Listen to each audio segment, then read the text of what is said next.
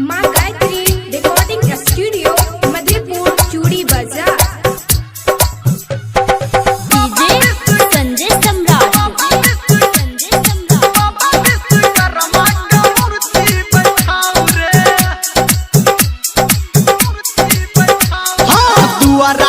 ठीक से आसन लगाऊ रे, दुआरा पे ठीक से आसन लगाऊ रे, बाबा विश्वकर्मा का मूर्ति बैठाऊ रे।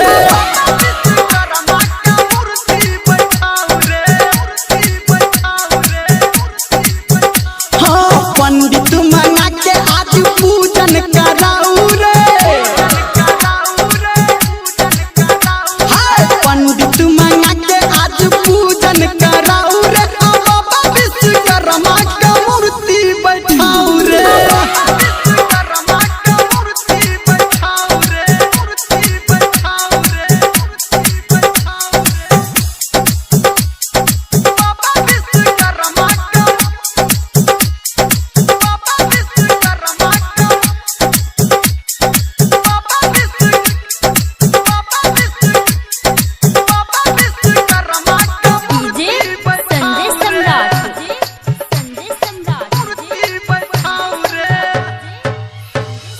बाबा के महिमा छै सबसे निराला, सबके खोलै छै ई किस्मत के ताला।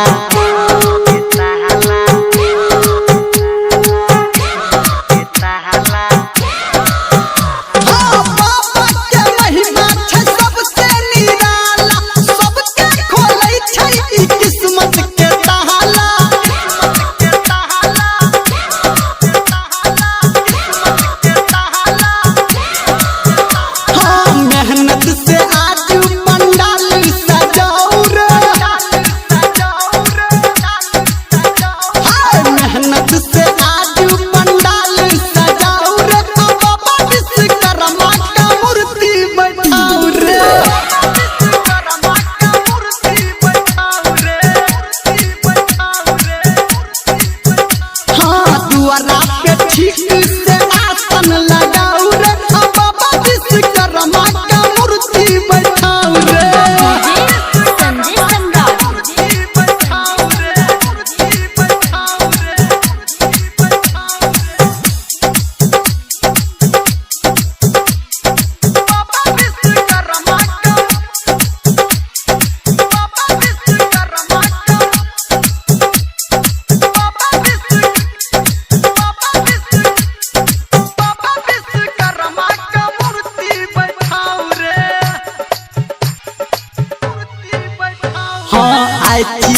पूजा हा बाबा के सगर, हा बाबा विश्वकर्मा हा तक तैरे हमरो।